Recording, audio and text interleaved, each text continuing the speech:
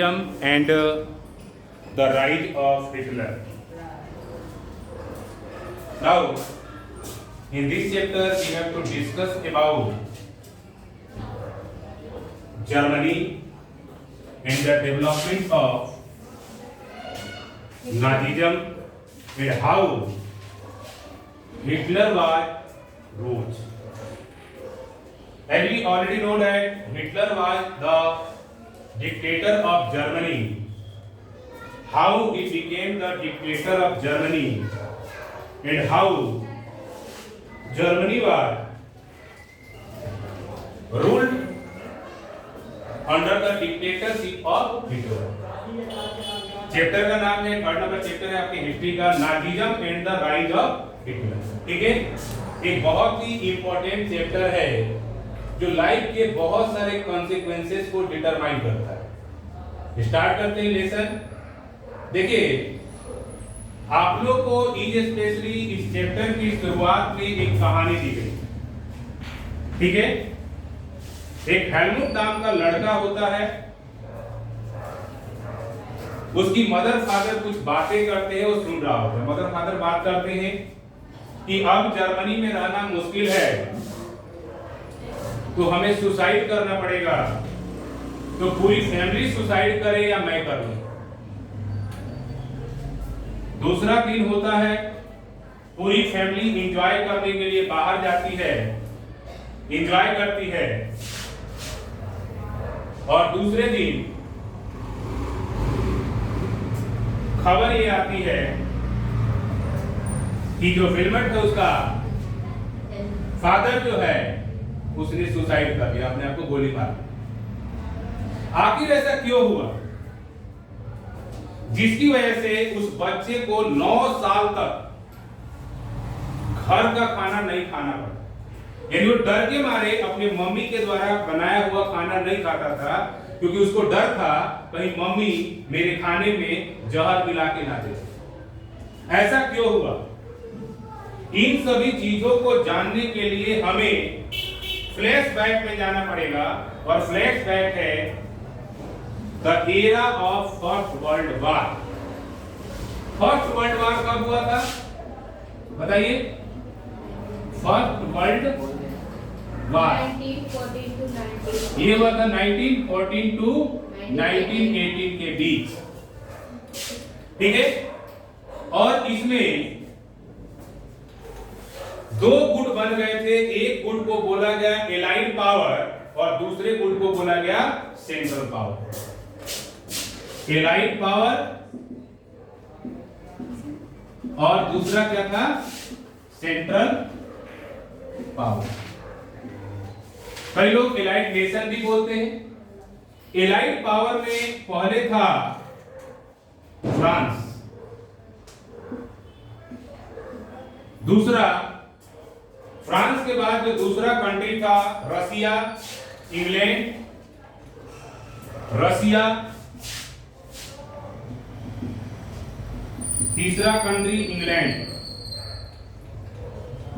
और इनका युद्ध हो रहा था जर्मनी,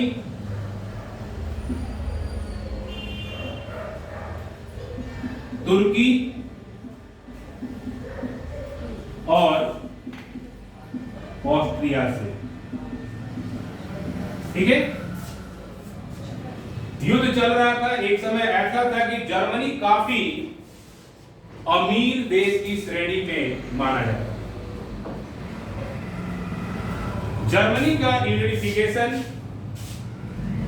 ऑटोमान बिस्मार्क ने किया था. बट जब फर्स्ट वर्ल्ड वॉर का एरा आया, उसमें दो गुट बन गए. एक गुट को बोला गया एलाइड पावर, दूसरे गुट को बोला गया सेंट्रल पावर. एलाइड गुट में था फ्रांस, रसिया और इंग्लैंड. इधर था जर्मनी, तुर्की, ऑस्ट्रिया. जर्मनी, तुर्की, ऑस्ट्रिया इन पे भारी पड़ रहा था. और हो सकता था कि जर्मनी, तुर्की, ऑस्ट्रिया जिसे सेंट्रल पावर बोला गया, ये जीत भी जाते फर्स्ट वर्ल्ड वॉर. लेकिन अचानक सा एंट्री होता है एक नेशन का, जिस नेशन को बोला जाता है यूएसए. कब होता है इसकी एंट्री? 1918 में.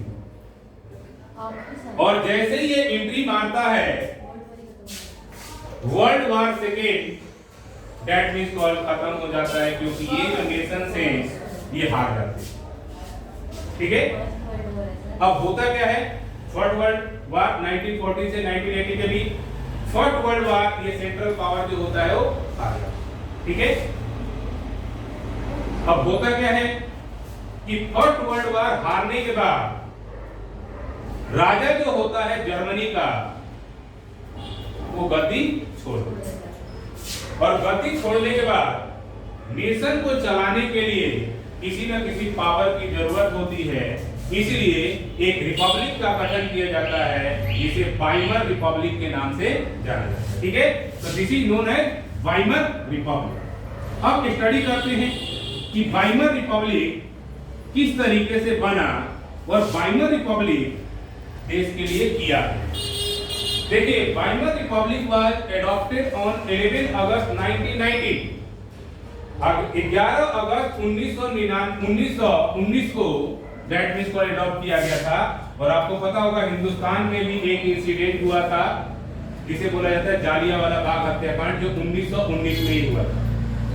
In its 14 years, the Weimar Republic faced numerous problems.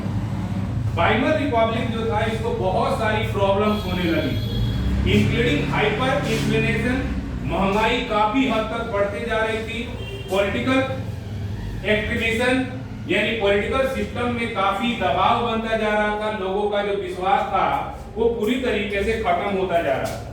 यानी कुल मिलाकर के वाइमर गणराज्य जो था वो लोगों के नजर में अच्छा नहीं था। The people of Germany blamed the Weimar Republic rather than their wartime leaders for the country's defeat and for the humiliating terms of the Treaty of Versailles। First world war में वाइमर गणराज्य के ऊपर, Weimar Republic के ऊपर एक treaty of Versailles थोप दिया गया था, जिसके अंतर्गत वाइमर रिपब्लिक जर्मनी का बहुत सारा ओवरसीज कॉलोनी जो था, जो खास करके समुद्री द्वीप हुआ करते थे, उस पे कब्जा हो गया था। खास करके फ्रांस, रसिया, अमेरिका, इन देशों का, ब्रिटेन का 30% ऑफ द टेरिटरी पे कब्जा हो गया। 75% आयरन का जो ओर्स एरिया था उनके ऊपर कब्जा हो गया, और 26% कोल का जो एरिया था उसके ऊपर कब्जा हो गया। अब देश हो गया कंगाल। अब इसकी वजह से जो भी पब्लिक थी, खास करके जर्मनी का, उनका मानना था कि वाइमर गणराज्य की वजह से इस देश की हालत खराब हो गई, क्योंकि वाइमर गणराज्य ने ही उस बॉन्ड के ऊपर साइन किया था। और इसलिए इन्हें जर्मनी के जो नागरिक थे नवंबर क्रिमिनल्स के नाम से जानते हैं, क्योंकि नवंबर के महीने में ये बॉन्ड साइन हुआ। इसलिए वाइमर रिपब्लिक के जो भी पर्सन थे जो सरकार को चला रहे थे, उनको नवंबर क्रिमिनल्स का दर्जा देते। अब देखिए, रिपब्लिकन कंट्री तो अच्छा होता है, बट ये रिपब्लिकन कंट्री अच्छा नहीं था, क्योंकि प्रॉपर तरीके से फंक्शन नहीं कर रहा था। देश की स्थिति लगातार खराब होती जा रही थी। उसके बावजूद भी वाइमर रिपब्लिक देश के बारे में नहीं सोच रहा था।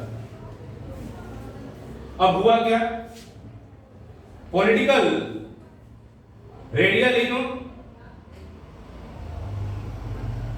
एंड इकोनॉमिक क्राइसिस स्टार्ट हुआ।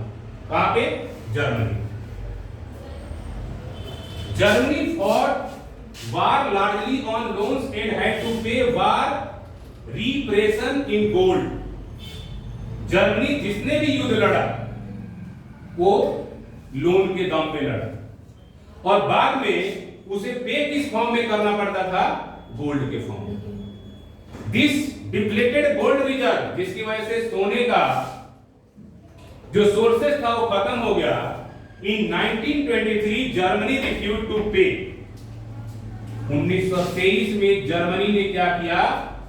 गोल्ड के रूप में मुआवजा देने से मना कर दिया, जो कि ट्रीटी ऑफ वर्साय के अंतर्गत तय किया गया।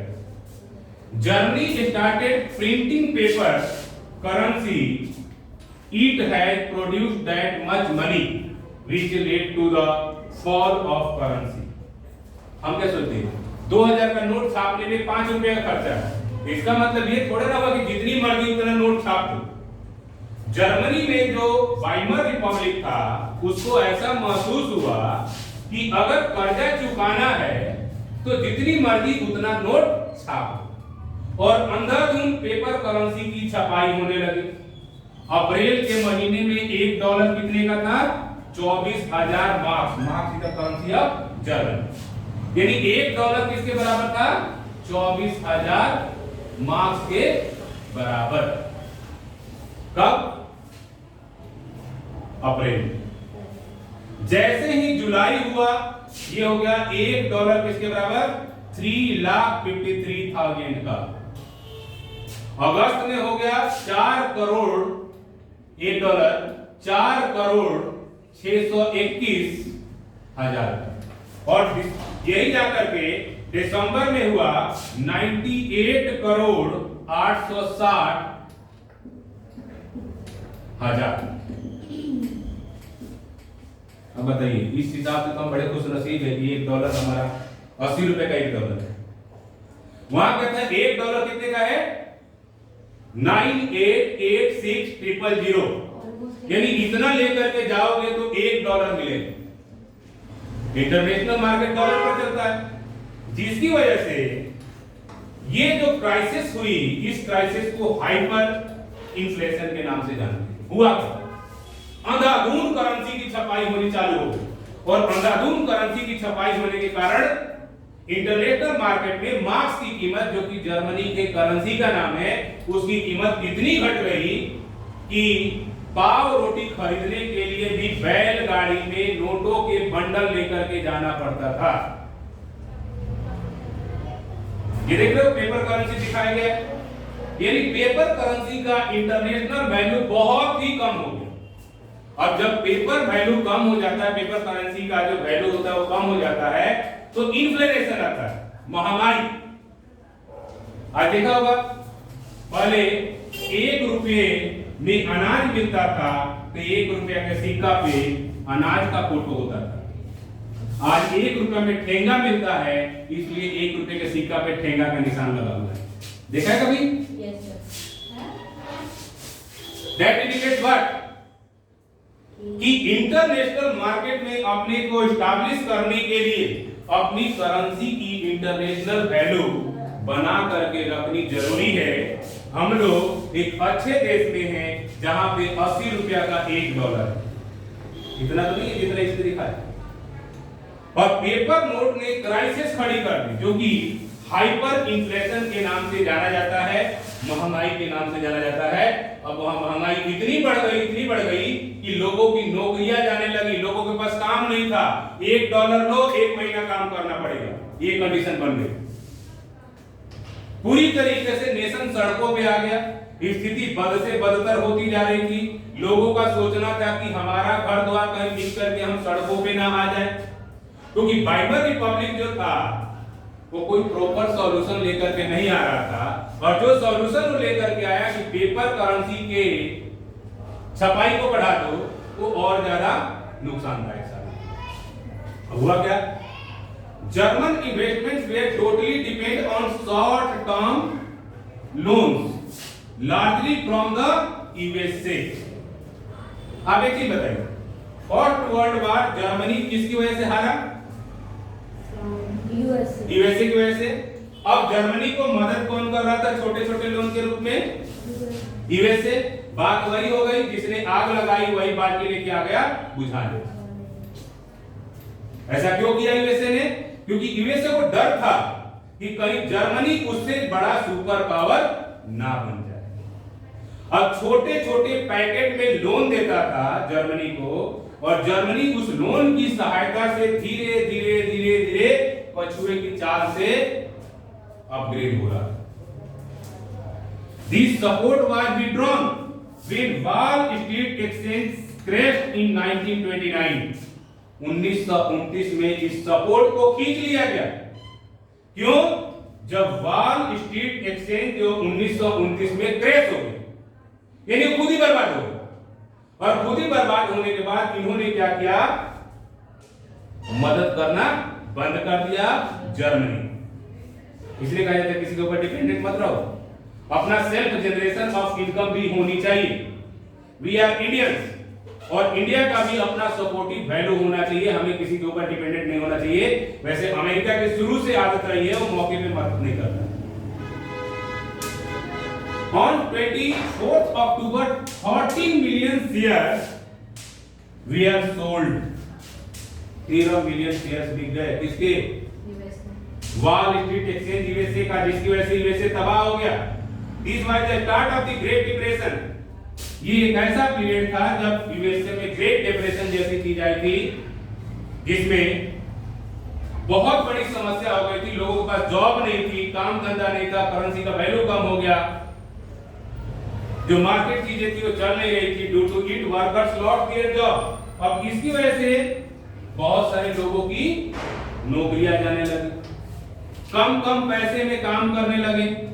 6 मिलियन लोग जो थे वो अनएम्प्लॉयड हो गए, और इसकी वजह से जर्मनी के सड़कों पे देखा जाता था कि लोग तख्ती पहन करके सड़कों पे खड़े होते थे कि I want job, I am a civil engineer and I want job.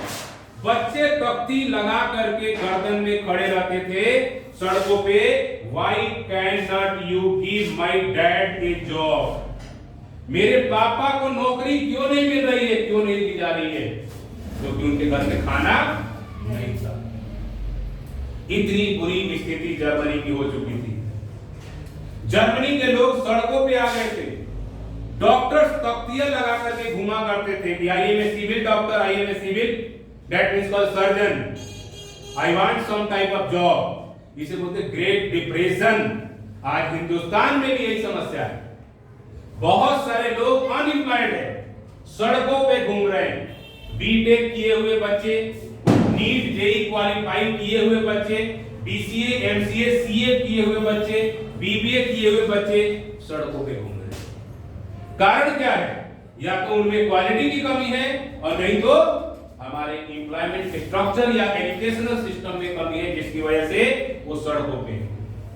क्योंकि unemployment is a curse for the country.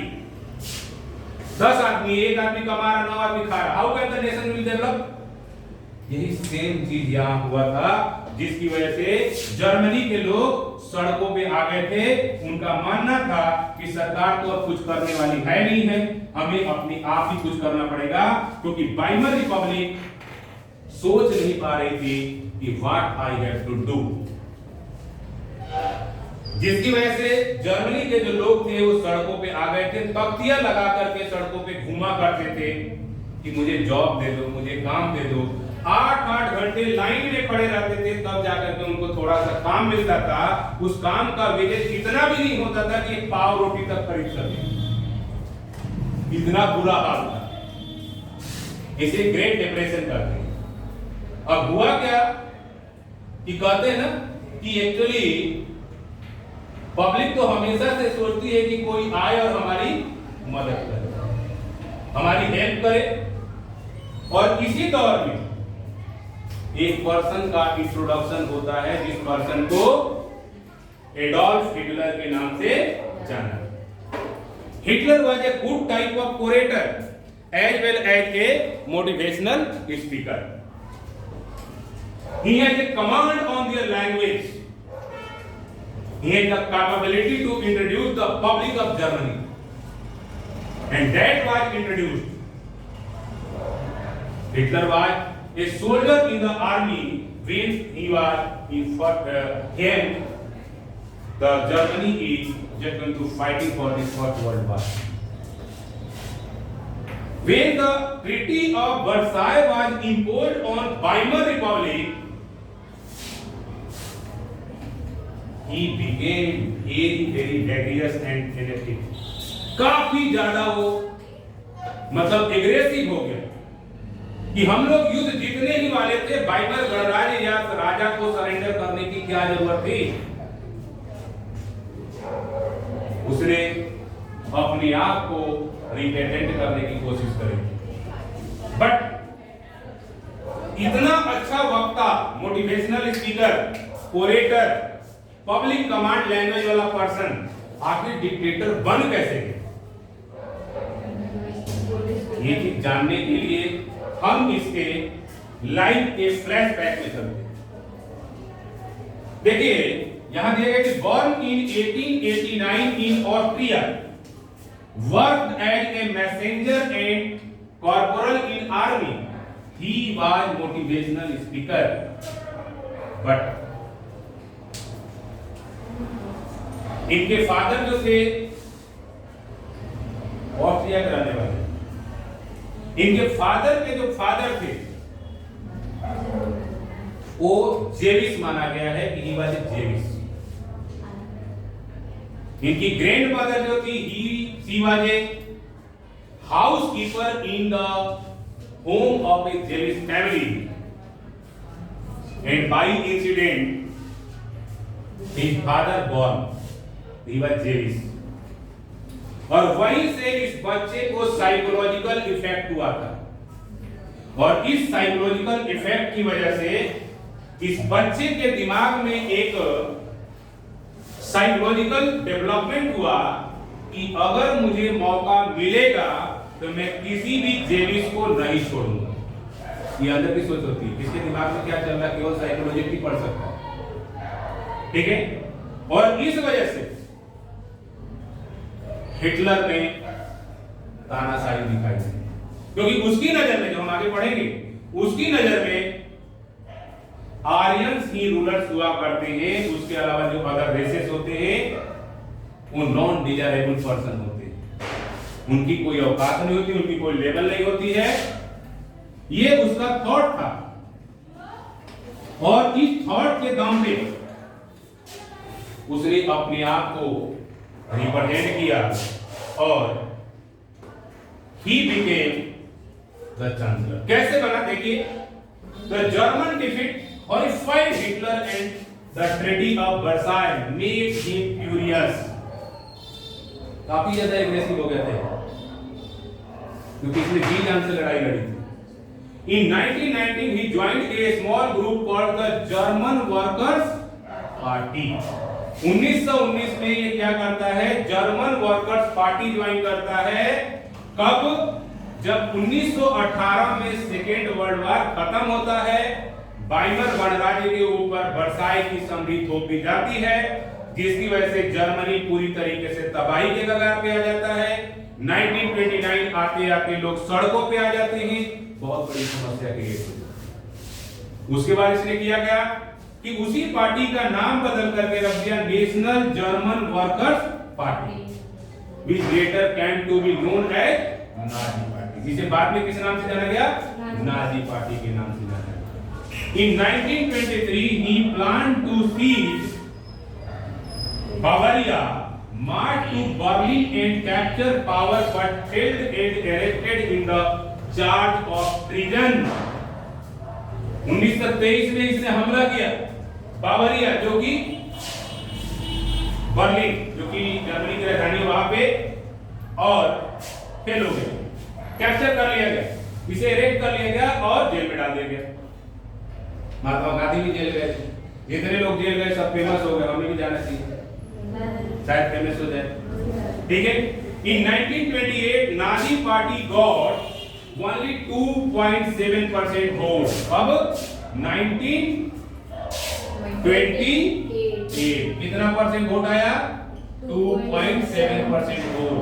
और यही वोट बैंक 1932 में कितना बन गया,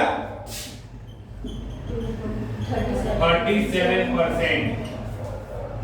और Nazi party became the largest party of Germany,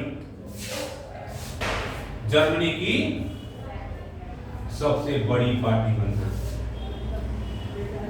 अब होता है राइज ऑफ हिटलर। 1919 में ज्वाइन करता है कौन सी पार्टी, जर्मन वर्कर्स पार्टी। उस पार्टी का नाम बदल करके क्या रख देता है, नेशनलिस्ट जर्मन वर्कर्स पार्टी। 1923 में प्लान करता है कैप्चर करने का वाइमर गणराज्य का एक पार्ट, बावरिया को नहीं कर पाता है, अरेस्ट हो जाता है, जेल में चला जाता है। 1928 में इलेक्शन होता है, उस इलेक्शन में इसको मात्र मिलता है 2.7% वोट नाजी पार्टी को, ठीक है। बट 1932 में वोट परसेंट हो जाता है 37% and it became the largest party of Germany. यही हाल हिंदुस्तान में 1990 के दौर में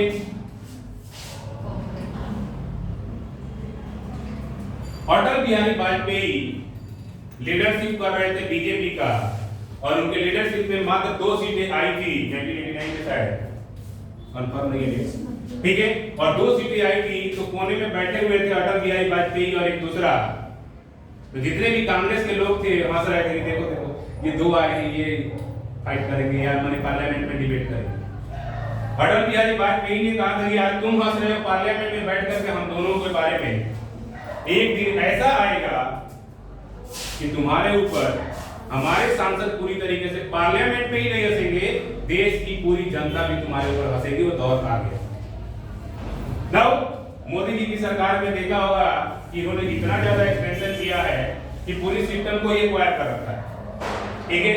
2 टर्म इन्होंने निकाल लिया because he is also a motivational speaker as well as a orator, ठीक है, a good type of the public command orator, जिसकी वजह से पब्लिक इनकी बातों को सुनती है और दैट मींस कॉल इनको वोट भी देती है, ठीक है।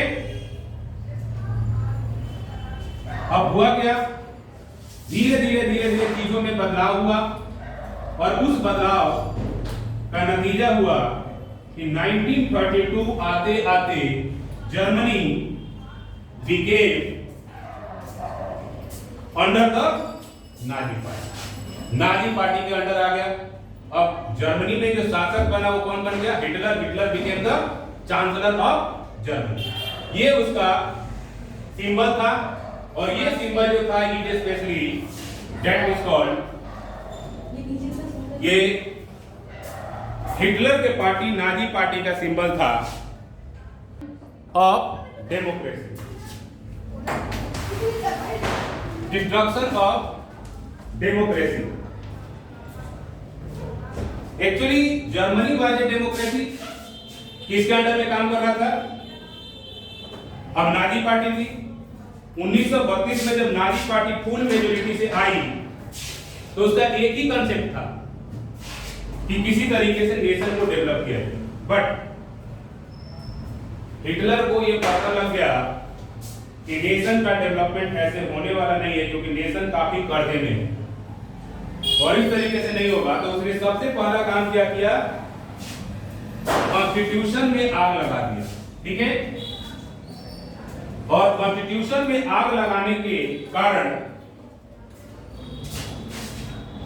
एक बहुत बड़ी समस्या क्रिएट हो गई वहां पे कि अब जो था वहां कॉन्स्टिट्यूशन था ही। अब कॉन्स्टिट्यूशन नहीं था तो उसने अपने आप को रिप्रेजेंट किया कि मैं अपने हिसाब से इस देश को चलाऊंगा और उसने अपने हिसाब से इस देश को चलाने के लिए कई सारे क्राइटेरिया एडॉप्ट किए और पूरी तरीके से नेशन का बागडोर जो था अपने अंडर में ले लिया। अब धीरे धीरे हिटलर ने रिकंस्ट्रक्शन करना चालू कर दिया। उसने सबसे पहले देश को यूनाइट करने के लिए एक स्लोगन दिया कि स्लोगन को बोला गया one people one empire and one leader. ये 1938 में दिया। लोग उसकी बातों को सुनते थे, मानते थे, समझते थे क्योंकि he was a good type of public orator. जैसे हमारे मोदी जी है, ये भी बहुत अच्छा बोलते हैं जिसकी वजह से पब्लिक इनकी बातों को सुनती है, इनकी पार्टी को फॉलो करती है। अब हुआ क्या, 1932 invaded Poland, this started the second world war। 1939 में किया क्या, किसने पोलैंड के ऊपर हमला कर दिया और पोलैंड के ऊपर हमला करना ही सेकेंड वर्ल्ड वार की शुरुआत थी। और जैसे कि आपने पढ़ा होगा कि सेकेंड वर्ल्ड वार का पीरियड जो था 1939 से 1945 के बीच में हुआ। 1945 में 2 बम मारे गए, एक का नाम था फैट मैन, एक का नाम था लिटिल बॉय। कहां पे, जापान के हिरोशिमा और नागासाकी। मारा किसने था, अमेरिका ने। गलती किसकी थी, जापान की। जापान छोटा सा देश अमेरिका का एयरबेस जाकर उड़ा दिया, जिसकी वजह से अमेरिका खुंदक में आकर के जापान के दो शहर हिरोशिमा और नागासाकी पे एटम बम गिरा दिया, जिसका नाम था लिटिल बॉय और फैट मैन, और गिराया 1945 में, और यहीं से सेकेंड वर्ल्ड वॉर खत्म हुआ। लेकिन सेकेंड वर्ल्ड वॉर के बीच में जर्मनी जो था वो सेकेंड वर्ल्ड वॉर का जनक था। इसी की वजह से सेकेंड वर्ल्ड वॉर हुआ था। आज भी हिरोशिमा और नागासाकी में जो बच्चे पैदा होते हैं वो अपंग होते हैं, उनका मेंटल डेवलपमेंट सही ढंग से नहीं होता, घास उगती नहीं वहां पे, क्योंकि अभी तक एटॉमिक वार हुआ था 1945 में, और अभी तक वहां पे इस तरीके के सिस्टम्स को देखा गया है कि अभी तक उसका इफेक्ट है। पहले क्या होता था, वार होता था, उस समय राजा लोग आपस में लड़ते थे तो तीसरे राजा को कोई प्रॉब्लम नहीं होती थी, बट आज के डेट में बाउंड्री वार नहीं है। अगर हिंदुस्तान और पाकिस्तान लड़ते हैं तो सबसे ज्यादा प्रॉब्लम अमेरिका को होती है, कारण कहीं एटॉमिक वार ना कर दे, क्योंकि एटॉमिक वार डिस्ट्रक्शन करता है, पूरे वर्ल्ड को तबाही मचाता है। जैसे कि आपने देखा होगा अभी जो था कोरोना फैला था, तो कोरोना जो था एक इंटरनेशनल डिजास्टर एपिडेमिक के नाम से जाना गया, क्योंकि ये पूरी तरीके से फैल चुका। ठीक है, ये समस्या थी। According to Nazi ideology, only Aryans were the finite race, the desirable. Nazi सोच के हिसाब से केवल धरती पे रहने का अधिकार किसको है? आर्यंस को है। जेविस जो होते हैं अदर रेसेस वेयर अनडिजायरेबल और the most rot people of hit, और जो जेविस है या अदर जो कम्युनिटी वाले लोग हैं वो अनडिजायरेबल है, उनको जीने का अधिकार नहीं है। Jewish were the rot sufferers in Germany. Hitler के पीरियड में जो जेविस थे, यहूदी लोग थे, उन लोगों का सबसे ज्यादा नुकसान हुआ। जैसे आप देख सकते हो कि हिटलर ने कई सारे कंसंट्रेशन कैंप बना दिए थे, कई सारे ऐसी जगह बना दिया था जहां पे सरवाइव करना काफी मुश्किल होता था, खास करके कंसंट्रेशन कैंप थे, ये लाशों का ढेर लगा हुआ है। ये जो है हिटलर बिहेवियर विद द जो डिजायरेबल्स होते थे, उनका बिहेवियर उनके प्रति क्या था? Hitler used many of the process to kill Jews, like he sent them to concentration camp. concentration camp होता था, वहाँ कोई फैसिलिटी नहीं मिलती थी और वो मारे जाते थे।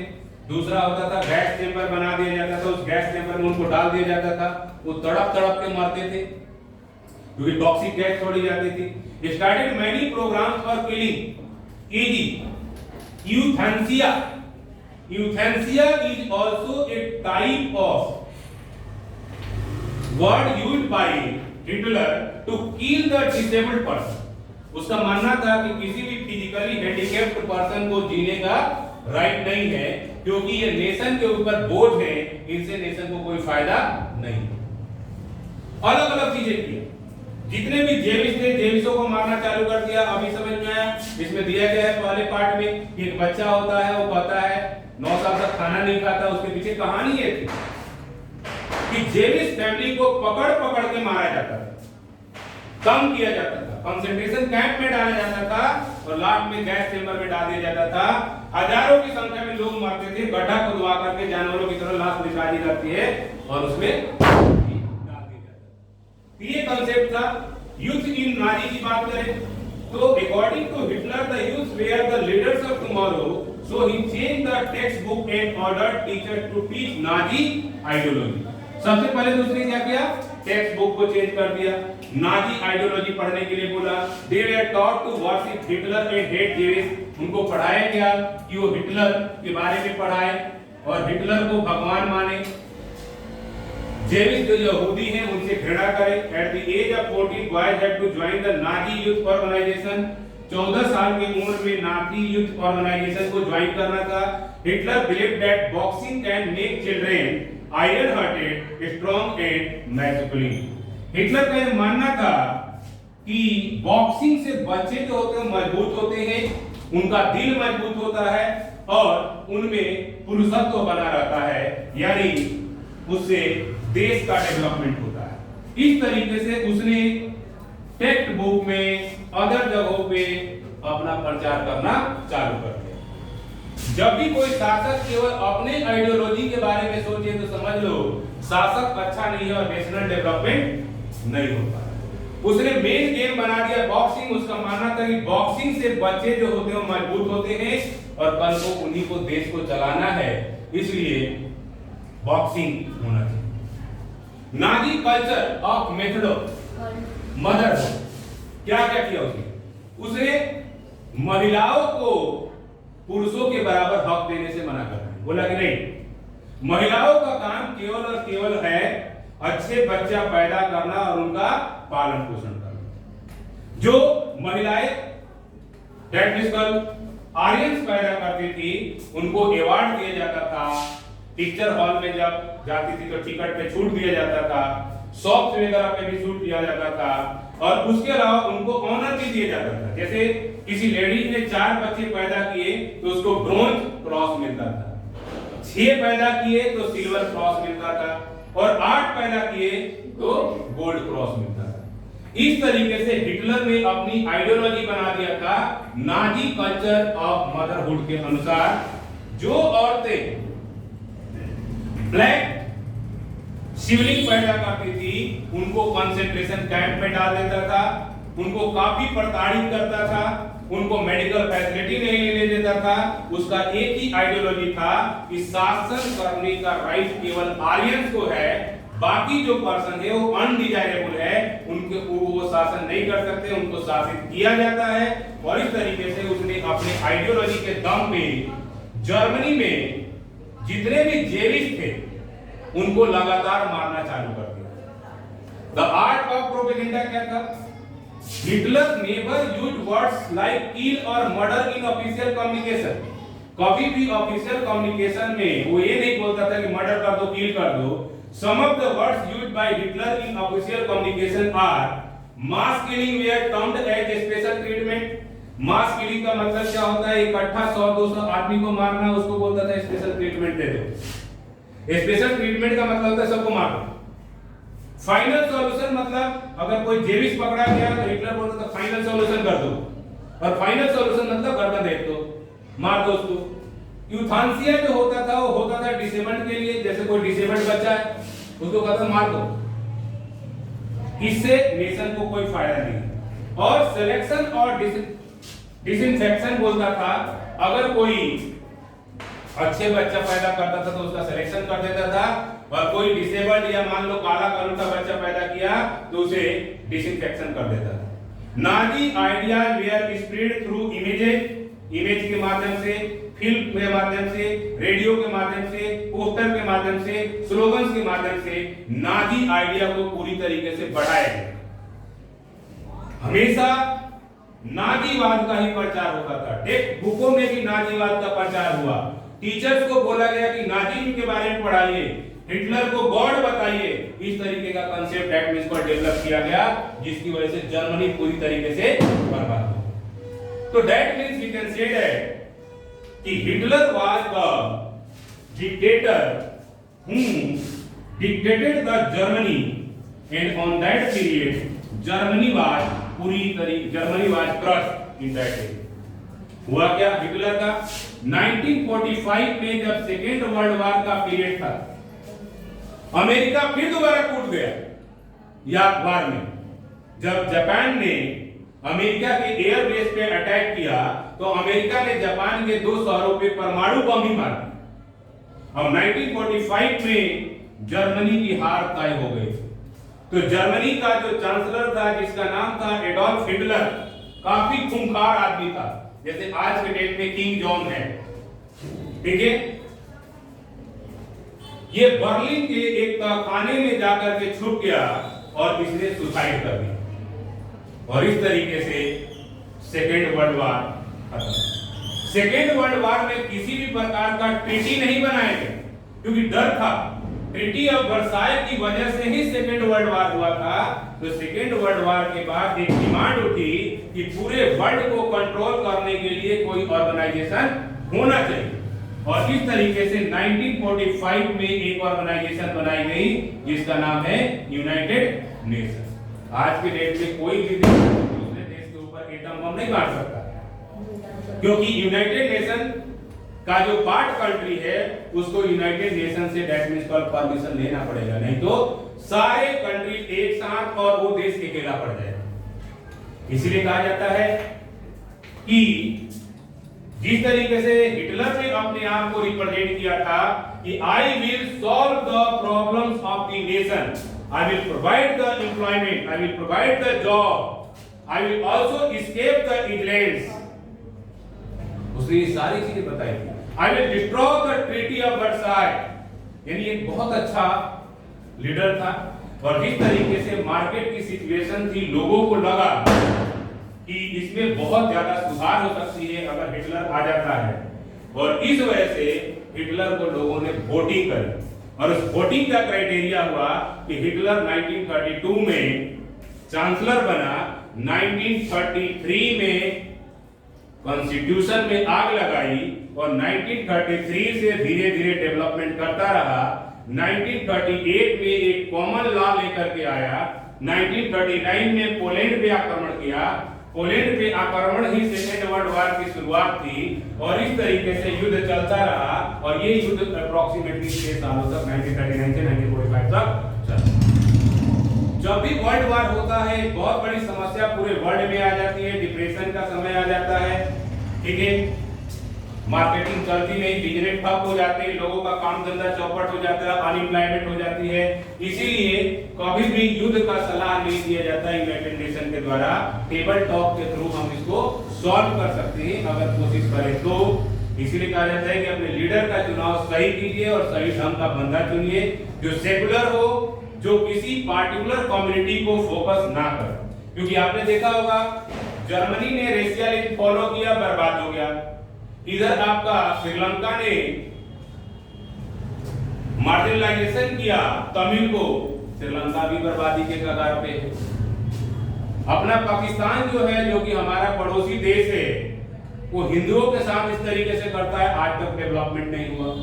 इसीलिए सेकुलर कंट्री में अलग अलग टाइप के लोग रहते हैं, धोती वाला भी रहेगा, पैजामा वाला भी रहेगा, जींस पैंट वाला भी रहेगा, सलवार समीज वाला भी रहेगा, हिंदू रहेगा, मुस्लिम रहेगा, ऊंचा रहेगा, नीचा रहेगा, अमीर रहेगा, गरीब रहेगा, स्त्री रहेगा, पुरुष रहेगा, चाउमीन वाला रहेगा, बर्गर वाला रहेगा, मोमोस वाला रहेगा, सब है। यानी अलग अलग क्राइटेरिया, अलग अलग जगहों पे जाओगे ना, तो वहां का ट्रेडिशनल फूड भी अलग होता है, कल्चर भी अलग होता है। उसके बाद भी हिंदुस्तान एक है। 1947 में हमारा देश आजाद हुआ था, और आगे अभी हमें डेमोक्रेटिक सिस्टम को ही फॉलो करना है, क्योंकि हमारा कॉन्स्टिट्यूशन फ्लेक्सिबल है और एक रिपब्लिकन कंट्री है, जहां पे जनता की सरकार होती है, जनता के द्वारा चुनी हुई सरकार होती है, ठीक है। स्पेशली हम कह सकते हैं कि हिटलर का उदय 1919 से स्टार्ट हुआ था, और इस तरीके से बढ़ते बढ़ते उसने 1945 में सुसाइड कर ली थी, क्योंकि उसको लग गया था ऐसा आइडिया कि अगर मुझे अमेरिका वालों ने या दूसरी देशों वालों ने पकड़ लिया तो मेरी दुर्दशा वही की जाएगी जो मैंने लोगों के साथ किया, ठीक है। इसलिए वो डर गया।